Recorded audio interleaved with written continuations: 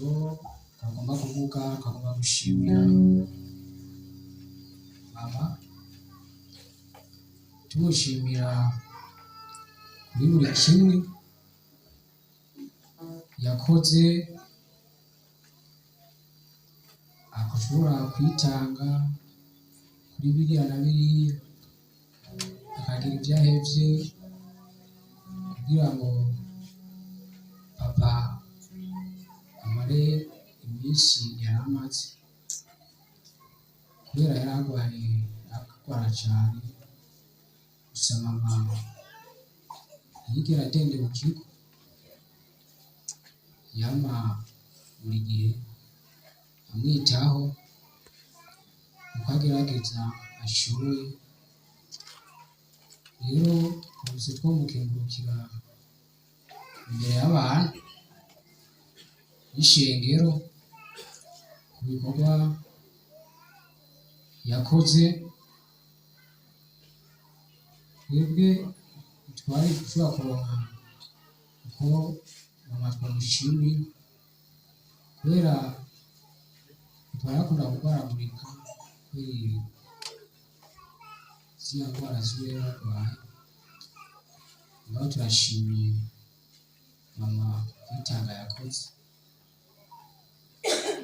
Mama kurenze kuri ico, tugashimira umuntu wese ari ngaha n'utaje, yakoze buri kimwe kugira ngo papa wacu ahise ashobore kuba bimeze uko biri. Tubashimiye mama, mwumve gushima kwacu, murakoze.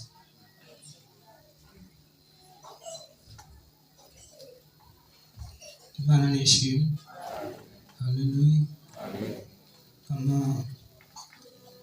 Kandi icyo ngomba kuvuga nkamenya no gushimira Imana yoyo ituma vyose bigenda uko igomba. Ica kabiri ngomba kuvuga ni cane cane ku buzima bw'impwemu. Turashimira Imana ubwa mbere uburyo yari yaraduhaye umuvyeyi mwiza, kandi ikaba yaramushoboje gukora ivyo yari yaratumwe hano ku isi ku buzima bwacu. Ica kabiri nuko mutubona hano, nubwo ntariko ndabitegereza neza abandi tuvukana, birashoboka ko kugira ngo ata muntu hanini ariko arakurura amusozi cane, ntibisigura ngo nuko tutari tumukunda, ahubwo vyubakiye ku kintu kimwe gusa, nuko ngira ngo hanini muri twese twabonye ukurengana kwiwe. Twese n'imbere y'ukwitaba Imana yari yarahamagara umwe akamusengera, kandi yashaka kumuhamagara ata n'umwe abwiye, kandi akabona abikora uko abirongowe n'Imana. Rero nkuko nari ndabivuze ko bishoboka ko mubona umengo ntiriko turarira cane, ni ivyizigiro biturimwo cane, igishinga ntahe gikomeye kiturimwo c'uko Imana ariyo yatumye ava mu mpwemu z'abakiriho. Ndibuka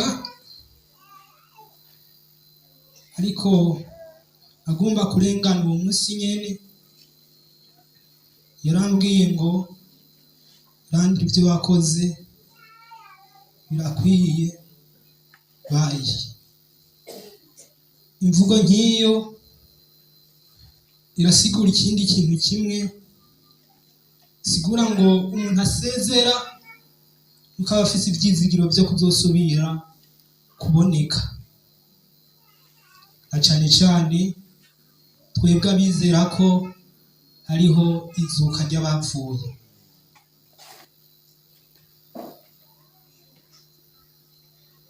nkaba ndangiza rero mvuga kuno harahiriwe umuntu azorengana nk'uko yarenganye. Imana ishimwe.